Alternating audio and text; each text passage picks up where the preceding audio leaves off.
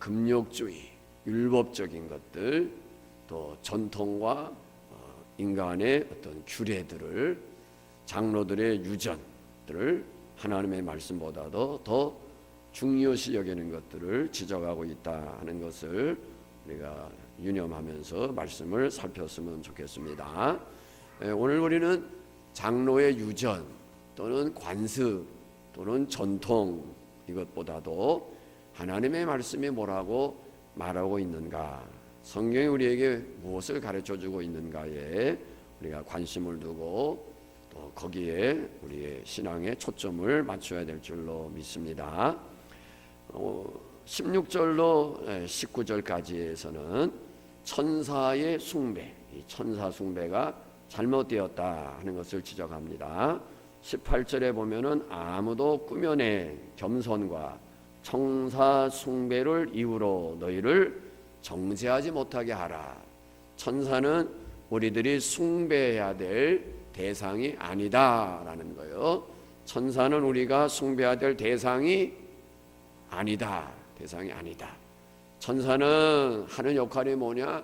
하나님의 자녀들을 섬기는 일, 하나님의 심부름꾼의 역할을 하는 거예요. 하나님의 자녀들을 보호해주는 역할을 하는 것이 천사가 하는 일입니다. 그래서 천사는 우리를 위해서 지으셨어요. 우리를 위해서. 그래서 우리의 기도를 받아가지고 올라가고 또 응답을 가지고 내려오고 하는 모습들이 천사가 수행하는 것으로 성경에 표현되어 있음을 보게 됩니다. 야곱이 외삼촌의 집으로 이제 도피해서 갈 때 이제 한 들녘에서 밤을 지나게 되죠. 그때 꿈을 꾸는데 뭐예요? 하늘로부터 사닥다리가 내려오고 천사가 오르락내리락 분주하게 움직이고 있는 것을 우리가 보게 됩니다. 또 요한계시록에서는 우리가 기도할 때 그 기도를 이 천사가 금대접에, 무슨 대접이에요? 대접이 금대접입니다. 금대접. 그러니까 이 표현 속에서 우리가 뭘 깨달아야 됩니까? 성도의 기도가 얼마나 귀한가, 얼마나 소중한 것인가. 그래서 그 기도를 천사가 뭐예요? 금대접에 담아가지고 아버지 앞에 올라가는 거예요. 이처럼 천사가 하는 일은 하나님의 자녀된 우리들을 보호하고 하나님의 그 일들을 심부름하고 그와 같은 일을 하는 것이 천사가 하는 일이지 경배의 대상이 아니다. 구약 시대에는 천사를 경배하는 모습들이 이제 여러 차례 나오기도 합니다. 왜냐하면 그 당시에는 천사와 하나님을 사람이 구분하기가 어렵죠. 그래서 때로는 천사가 우리 눈으로 볼 수 있는 그런 현상으로 나타나서 먹을 것을 제공하기도 하고 그 먹을 것을 또 먹기도 하고 그런 모습들을 보게 됩니다. 그리고 그가 사라졌어요. 그럴 때 성경은 천사로 표현을 해요. 그러나 그것을 본 사람들은 우리가 누구를 봤다? 하나님을 봤다. 하나님으로 표현하고 있습니다.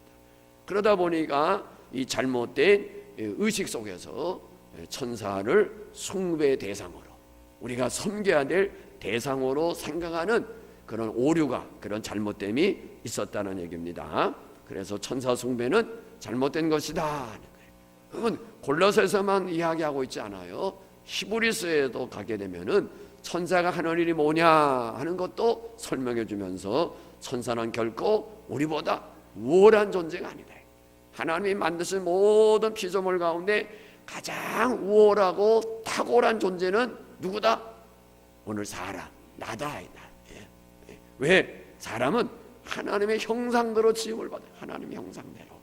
그리고 사람만이 하나님하고 교제하고 교류하고 교통하고 그 영광에 이룰 수 있는 자격이 부여된 겁니다.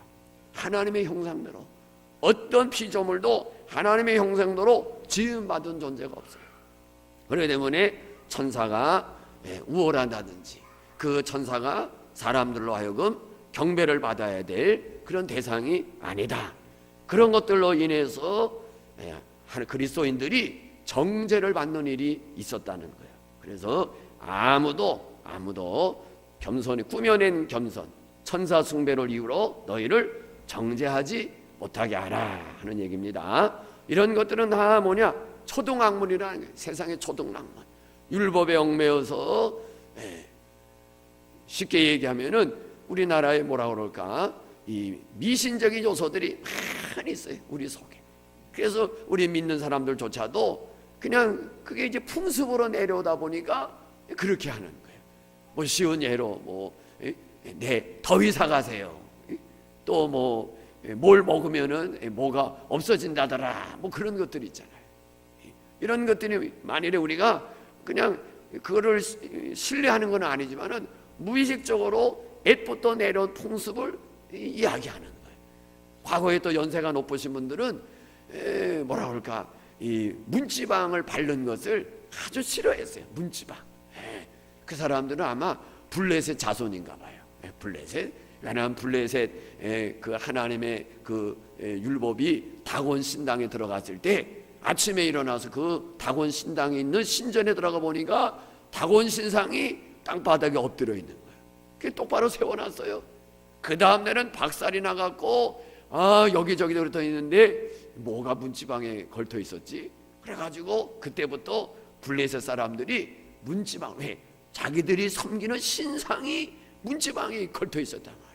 그래서 그때부터 문지방을 밟지 않았더라 성경이 기록하고 있는데, 우리나라에도 옛 어른들 가운데는 이 블레셋의 후손들이 꽤나 있었던 것 같아요. 그 나이 연세가 높으신 분들은 문지방 밟으면은 재수 없다고 막 난리를 쳤어요. 이러한 이 관습들. 또 우리가 뭐 할 때 동짓날 팥죽 끓여 먹나요? 팥죽은 왜 끓여 먹는 거예요? 예? 뭐요? 귀신 쫓아내는 거예요? 우리는 그냥 명절이니까 이렇게 할지 모르지만은 원래 풍습은 그 뭐예요? 의식이 있었다는 그 속에 액을 막아내는 거예요. 우리나라는 어떻게 보면 이스라엘의 그 역사하고 비슷한 점들이 많아요. 그런데 이 전수를 잘못 받은 것 같아요. 전수. 또 그럴 수밖에 없었던 것이, 우리는 이제 이 뭐랄까 유목 생활이 아니니까, 농경 사회니까, 이 이스라엘은 이제 양을 키우고 하잖아요. 그러니까 양을 잡아서 이제 집에 문설주에 피를 뿌리고 피를 바르고, 그래서 재앙이 넘어가는 거예요. 우리는 그게 없으니까 피 색깔은 내야 되니까 뭐가 제일 피 색깔에 가까운 거예요? 팥죽이 가까운 거예요. 그래서 이제 액을 막기 위해서 이걸 먹고 또 뿌리기도 했다고 그러던데. 그러니까 양의 피를 잡아서 문설주 바르고 뿌렸던 거하고 비슷한 이 흐름이 있어요. 또 우리나라는 옛부터 기우제라는 게 있었어요. 기우제. 그건 뭐예요? 산꼭대기에 올라가서 바위 위에다가 제물을 드려서 제사를 지내서 하늘을 향해서 비를 내려 비는 거였죠. 사실은 이제 이게 족장 시대에 가게 되면 우리가 이제 가시적인 이 성막, 성전 이게 없을 시대에는 높은 산에 올라가서, 아브라함이 이삭을 바칠 때 모리아산 높은 데 올라가서 바위 위에다가 이제 그 예루살렘에도 가면은 예루살렘 성전이 높은, 위치적으로 높아요. 제일 높은 곳입니다. 위치적으로 예루살렘이 지형적으로. 그래서 강물이 이제 예루살렘 그 윗부분으로부터 저 사해바다 밑으로 물이 흘러가는 거예요. 지대가 낮다 보니까 그렇게 돼요. 그래서 예루살렘은 항상 표현이 뭐예요? 시온성에 올라가는 거예요. 길이 올라가는 거예요. 그래서 거기서 예루살렘에서 떠날 때에는 내리막길이에요. 내려가는 길입니다. 실제로 차를 타고서 가다 보면은 계속 이제 예루살렘에서 사해바다 이렇게 해서 저 밑에 이제 애굽하고 경계선 엔게디 거쳐서 에일랏 이렇게 가게 되면은 참 내리막길입니다. 그 에일랏은 이제 이스라엘 백성들이 시내산에서 넘어오는 그 경계선이라고 보면 됩니다. 현재 지역으로는 이런 이런 유전, 관습, 풍습, 전통들 이런 것들이 있었던 거예요. 우리가 이 신앙의 전수를 잘 받았으면 우리가 이 이스라엘 민족에게 나타났던 그 신앙의 전통을 우리가 잘 물려받지 않았을까, 그런 생각을 갖습니다. 또 그런 역량 때문인지 하나님을 향한 신심, 이 신앙심이 깊은 나라는 우리 아시아에서는 유일하게 우리 대한민국. 애초부터 우리 조상들은 하늘을 바라보고 신을 섬겼습니다. 하늘의 신. 물론 그런 것들이 잘못돼서 뭐 달이나 해나 별이나 이런 것들을 했지만은, 또 어떤 분들은 그런 물체를 섬기지 않고 그냥 눈을 들어서 하늘에 계신 분을 찾기도 했어요. 제가 신학교 다닐 때 역사학을 가르치는 분이 장로님이셨어요. 그 장로님이 강의 중에 하는 말이, 자기 어머니가 늘, 그때는 이제 기독교를 아직 접하기 전이었는지 그건 확실하게 모르겠는데, 늘 자기 어머니는 하늘을 향해서 하늘에 계신 덕분님 했다는 거예요. 어떤 그 별이나 해나 달, 어떤 물체를 섬기지 않고 그냥 저 하늘을 바라보면서 하늘에 계신 덕분님하고 이렇게 기도를 올렸다고 그래요. 우리가 예수님이 하는 기도도 마찬가지예요. 제일 시작이 어떻게 돼요? 하늘에 계신 우리 아버지로 시작해요. 하늘에 우리 아버지. 왜? 물론 우리가 내 곁에 계시기도 하시고 내 마음에도 계시기도 하시지만은, 하나님은 저 하늘에 실제로 존재하고 계시는 분이세요. 믿으시 바랍니다. 만일에 그것을 부정하고 내 마음에 계시다, 내 곁에 계시다 하게 되면은 그거는 어떤 관념론적인 신론이 되는 거예요. 관념, 내 의식과 어떤 그 생각 속에서 존재하는 하나님 아니에요.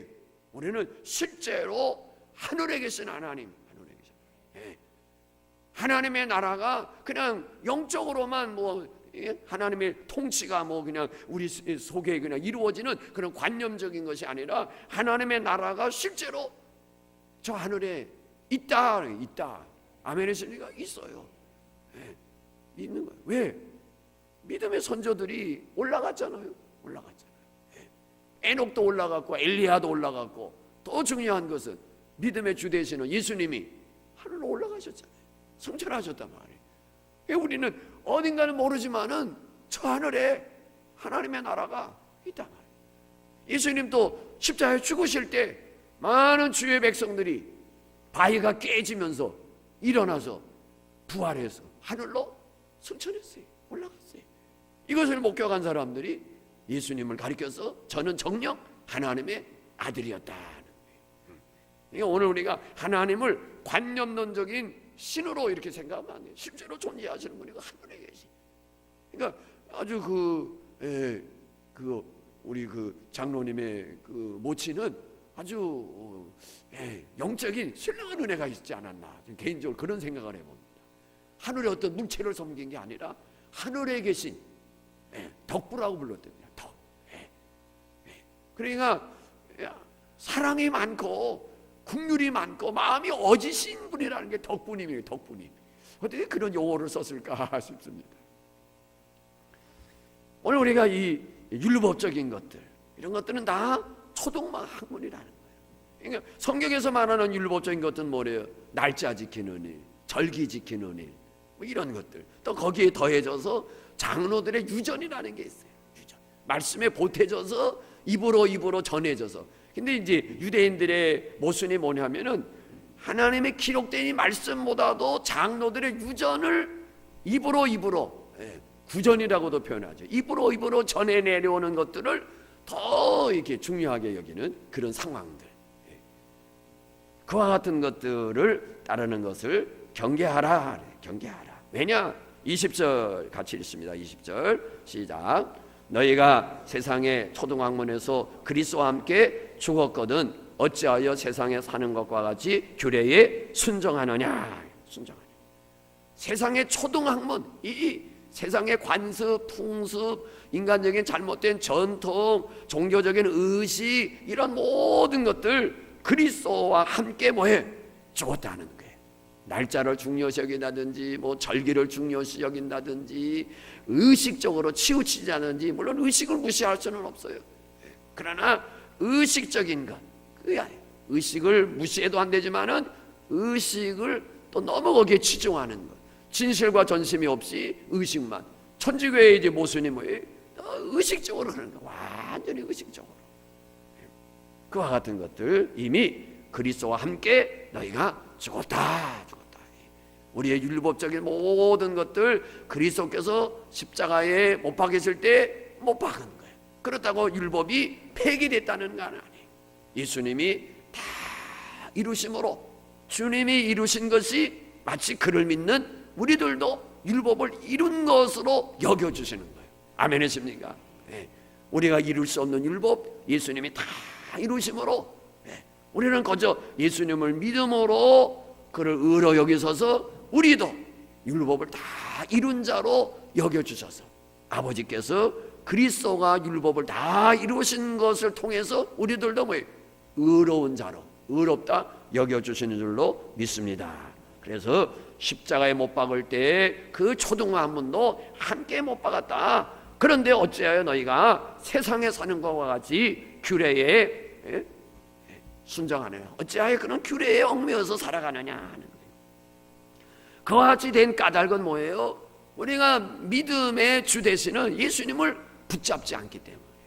오늘 우리는 어떠한 흔들림과 유혹과 이런 일이 있을 때 우리는 오직 예수님만 붙잡아야 돼. 예수님만.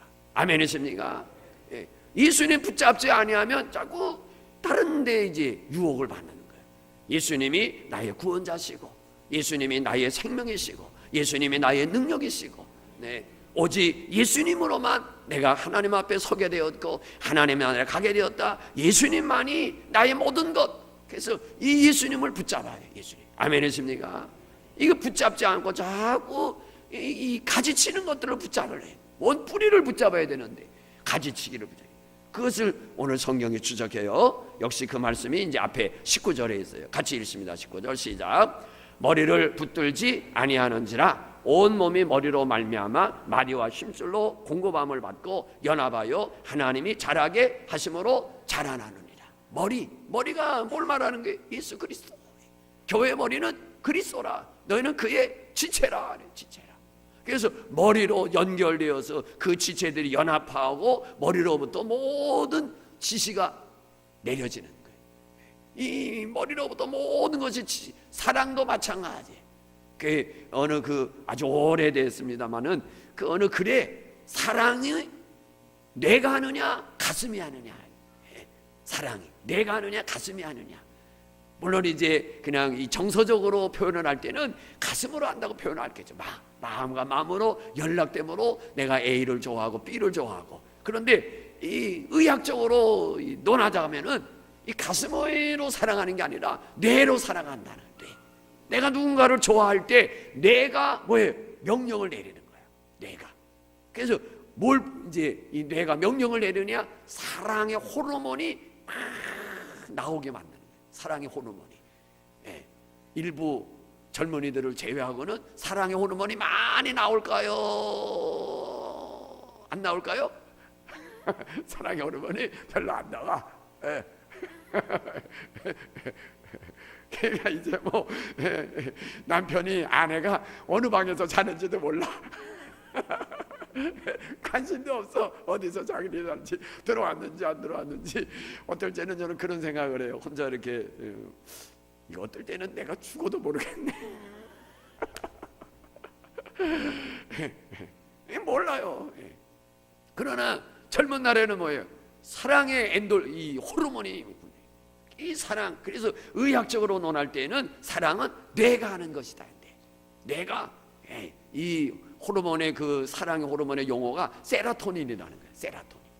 이것이 이제 막 몸속에서 활발하게 막 움직여질 때는 이제 내가 사랑하는 대상에 대해서 배이는 게 아무것도 없는 거예요. 아무것도. 그래서 이제 막 사랑을 하고 그리고 결혼을 하고 뭐 그냥 뭐 하지만은 효력이 얼마나 가느냐? 3년에서 길면 5년, 3, 4년에 다 끝나. 야, 그거 보면 진짜 너무한 거거든요. 그죠? 너무 짧지 않아요? 어떻게 그냥 그 사랑의 엔돌핀이 3년, 5년 나오면 그냥 그 다음에는 뭐예요? 그냥 애 우는 소리에 뭐 그냥 아내 바가지 긁는 소리에 남편 뭐 하는 소리에 거기서부터 뭐 그냥 다 보이는 거야. 다 보이는 거야. 아이고 아이고. 어떻게 저 저거는 이렇게 밥을 먹으면서 쩝쩝쩝쩝쩝 먹나. 전에는 몰랐어 쩝쩝쩝쩝 먹는지. 그게 다 막 소리에 들리는 거야. 아이고 미쳤지 내가 저거를. 세무입니다. 그건 다 똑같아요. 아내가 그렇게 남편을 바라본다? 똑같아요. 그러니까 흉 보지 마세요. 밥 먹을 때 흉 보지 마요. 상대방도 똑같아. 그러니까 뭐만 봐야 돼. 좋은 것만 봐야 돼. 좋은 거. 그런 거예요. 오늘 이 머리를 붙들어. 머리. 우리가 그리스도를 붙잡아야 그리스도께로부터 뭐예요? 은혜가 마디마디로 공급되는 거예요. 공급되는 거예요. 그래서 항상 우리의 뭐예요? 생각 이것이 건강해야 이게 뭐예요? 좋은 것들을 이제 우리 몸속에 이제 보내갖고 우리 모든 지체가 강건하게 되는 거예요. 이 머리를 붙잡아요. 머리. 아멘이십니까? 우리의 신앙생활에 머리를 붙잡아야 돼. 어떤 논쟁이 벌어졌다, 다툼이 벌어졌다 할 때 우리는 머리를 붙잡아. 과연 이것이 그리스도하고 무슨 관계가 있지? 이거 생각해야 돼. 예수님하고 무슨 관계가 있지? 우리가 뭐 지금 논쟁이 벌어졌어요. 옳다 그러다 틀렸다 뭐하다 하자 말자 막 지금 논쟁합니다. 그럴 때 우리가 돌아야 될 거는 이것이 이 일이 그리스도와 무슨 관계가 있지? 정말 예수님께 정말 이 중요한 일인가? 그렇지 않다면 뭐예요? 그거 갖고 뭐 싸울고 논쟁할 필요가 없는 거예요. 머리. 예수님이 붙잡아야 돼. 아멘이십니까? 그러므로 너희가 이 세상으로부터 또 어둠의 영으로부터 정죄를 당하지 아니하도록 경계할 것을 이야기하고 있습니다. 21절을 봅니다. 21절 시작. 곧 붙잡지도 말고 맛보지도 말고 만지지도 말라 하는 것이니 이 세상의 초등학문들 다 무익한 것이라 하는 이야기입니다. 오늘 우리들은 늘 기억할 것이 뭐냐? 우리는 하늘에 속한 신분인 것을 잊지 말아야 돼. 하늘에 속한 신분. 그래서 이 세상의 관습, 풍습 그런 데 구애 안 받습니다. 생각해 보세요. 제 아들 목사 때인 거겠네요. 오전에는 장례 지냈나? 아들 목사 때요? 오전에는 장례 지냈어요. 장례. 저녁에 결혼식 했어요. 결혼식. 네. 믿음이 없는 그리스도인이라도 믿음이 없는 사람들은 할까요? 못할까요? 못해요. 왜? 내가 믿음을 믿는 그리스도인이라 할지라도 전통이 있다면 전통. 어떻게 흉과 기를 같이 할 수 있느냐? 뭐가 더 강해? 기란 일이 강한 게 아니라 흉한 일이 강해서 그런 상을 당하고 그리고서 결혼하게 되면 이 흉한 일이 생긴다. 그런 의식인 거예요. 못하죠. 이 세상 사람들도 그건 뭐 더 말할 것도 없죠. 무기한 연기해야 돼. 또 뭐 기간이 있더라고요. 만일에 결혼식을 앞뒀는데 어떤 그 집안에 뭐 부모님이 상을 당했다 그러면 그게 연기가 되더라. 얼마 동안. 그래서 그게 이제 되어야 아마 최소한도 49제 세상 사람들로 말하면 지나야 되겠죠. 또 뭐 이사도 뭐예요? 제가 누가 이사를 하는데 뭐 이렇게 이사 비용이 조금 이제 과하다는 거예요. 왜 그럴 때 했냐 했더니 몰랐다는 거예요. 이 전화를 해보니까 이사하는 날이라는 거예요. 손 없는 날. 이 안 믿는 사람들이 이거 다 보고 사는데 믿으니까 뭐 이런 거 봤나? 근데 꼭 이사하는 날이 그냥 평일인데도 뭐 그냥 손 없는 날에 걸려요. 저는 처음에 손이 없다고 그래서 손 없는 사람들이 어떻게 이사를 하나? 손이 있어야 짐을 싸고 보따리를 쌀 텐데. 근데 왜 손 없는 날인지 저 지금도 몰라. 뭐예요, 박장님? 모르십니까? 아유, 모르는 거 많네. 많은 거 다 하셨는데 손 없는 날. 홍 집사님 혹시 아세요? 모르십니까? 그렇구나. 저는 이제 제가 생각할 때는 그냥 30, 20 이런 날만인 줄 알았어요. 그래서 이제 다른 게 붙지 않는 영어로 되는. 근데 아니더구만요. 보니까 30, 31일 이렇게 또 전후 이렇게 이사를 하더라고요. 그래서 도대체 손 없는 날은 뭘까? 뭘 손 없는 날이야. 어쨌든 그런 데지 다. 결혼을 해도 뭘 다 봐야 되잖아요. 뭐 태어난 날 몇 시에 태어났고 뭐 그걸 또 보고서 뭐 하잖아요. 이런 것들이 다 우리가 성경으로 얘기하면 그게 유전이고 전통이고 율법이라. 이런 것들은 다 쓸데없는 것이라. 그리고 22절에 같이 읽습니다. 뭐라고 말하는가? 읽습니다. 시작. 이 모든 것은 한때 쓰이고는 없어지리라. 사람의 명령과 가르침을 따르느냐. 하나님의 율법, 날짜 지키는 일, 절기를 지키는 일, 어떤 제사, 예법 이런 것들은 다 일시적이라. 이게 일시적. 이제 그 모든 것들을 다 이루실 메시아가 오시면, 그리스도가 오시면 그 일시적으로 허용된 제사, 의식, 절기, 날짜 이런 모든 것들은 다 뭐예요? 없어지리라는 거예요. 없어요. 그래서 우리가 더 이상 양과 소를 잡을 필요가 없는 거예요. 지금 성경이 이와 같은 것들을 이야기합니다. 그러면서 우리가 왜 이렇게 됐느냐? 오늘 22절 끝부분에 사람의 명령과 가르침을 따르느냐. 이게 사람의 명령. 왜 구전을 따르고 유전을 따르고 전통을 따르고 관습을 따르느냐? 이미 성경에 이와 같은 것들은 다 모형이요 그림자요 예표라. 이것을 완성하리가 오시리니 그가 그리스도라. 그리스도는 율법의 완성이라. 그리스도는 율법의 마침이라. 그래서 구약의 모든 제사 절기 날짜들이 다 그림자라, 모형이라. 그래서 온전하신 그리스도가 오심으로 다 성취되었다라고 이야기합니다.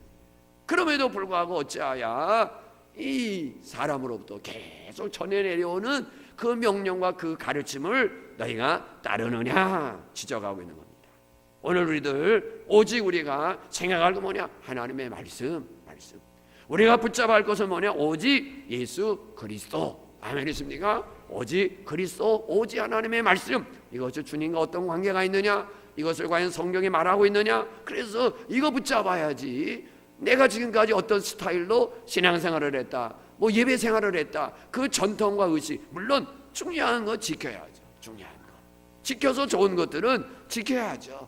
그러나 그것이 우리의 신앙생활을 얽매여서는 안 된다. 쉬운 예로 헌금을 뭐 설교 전에 해야 되느냐 후에 되느냐 그거 가지고 논하는 사람도 있더라고요. 저희는 이제 설교 전에, 아주 오래전입니다. 뭐 지금은 그런 이야기 하는 분이 없어요. 오래전에는 왜 이 교회는 헌금을 설교 전에 하는 거야.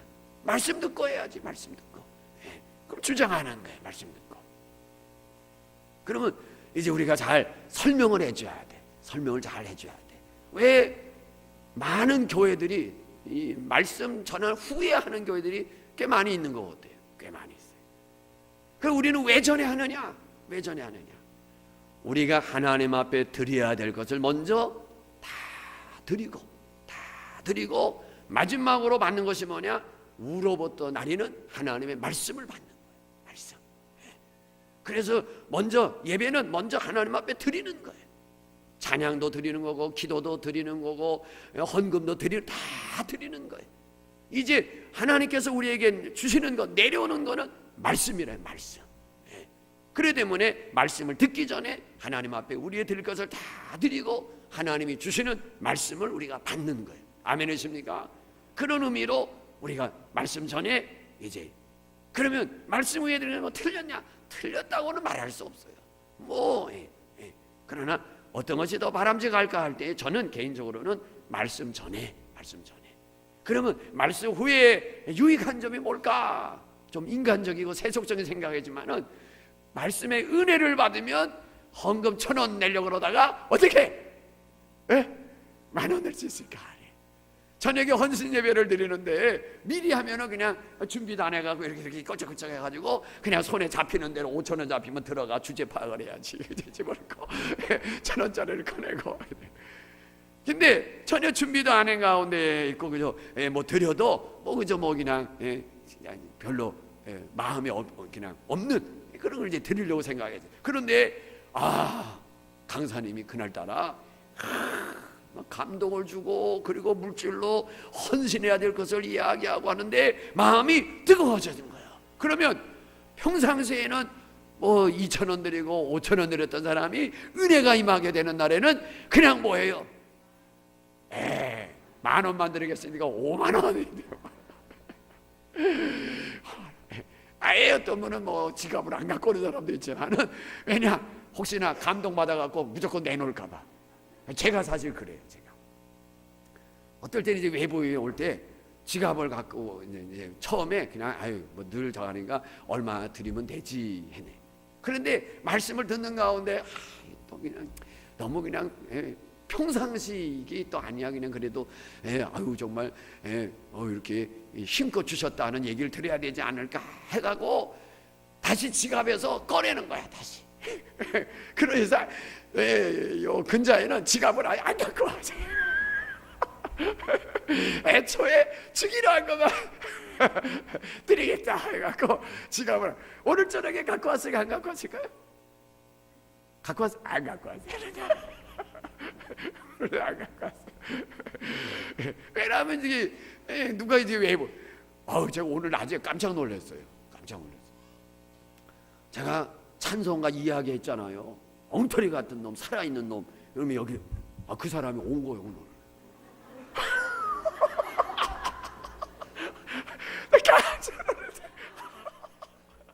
오늘 왔다. 근데 제가 그때 너무 아파갖고 그 사람을 대할 수가 없었어요. 그냥 보고서 너무 아프니까 이 양반도 왜 왔냐면 돈 뜯으러 왔거든. 그동안에 뭐 300만 원만 꿔주세요, 뭐 500만 원 꿔주세요, 뭐 10만 원만 주세요, 뭐 그냥 계속. 아유 오늘 여기에 들어간 거 장본인이 나타났다니까.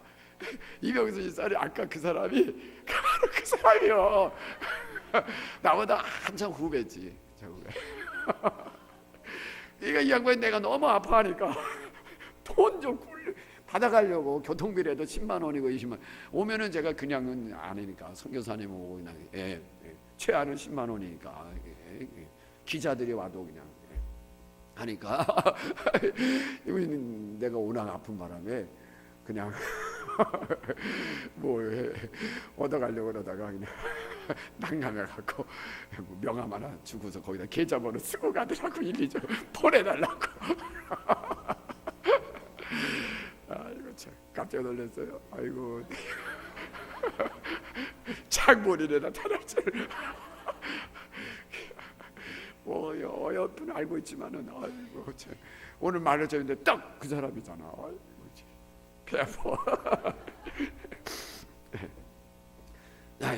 그런 뭐 전에 안 하냐 후냐 그게 중요한 게 아니라는 거예요. 오직 우리는 그것이 그리스도에 얼마나 중요하냐, 그것이 과연 말씀적이냐. 그 다음 끝부분 같이 읽겠습니다. 23절 읽습니다. 시작. 이런 것들은 자의적 숭배와 겸손과 몸을 괴롭게 하는 데는 지혜 있는 모양이나 오직 육체를 따르는 것을 금하는 데는 조금도 유익이 없다. 이 금욕적인 것. 그래서 이런 것들이 결코 크게 유익이 없다는 거예요. 몸을 괴롭게 하는 데는 지혜 쓸지 모르지만은 그것이 우리 전체적으로 영적으로는 크게 유익된 것이 아니다라고 하는 점입니다. 그렇기 때문에 오늘 말씀과 같이 사람의 가르침을 따르지 말고 하나님이 무엇을 말하는가, 과연 이것이 주님에게 어떠한 영향을 미치겠는가, 여기에 우리가 초점을 맞추고 그리스도 안에서 우리가 구원받은 것에 대한 감사, 감격을 가지고 주님의 일에 전력을 다하는 우리 모두가 되기를 예수님의 이름으로 축복합니다. 이 시간 우리 한 목소리로 기도합니다.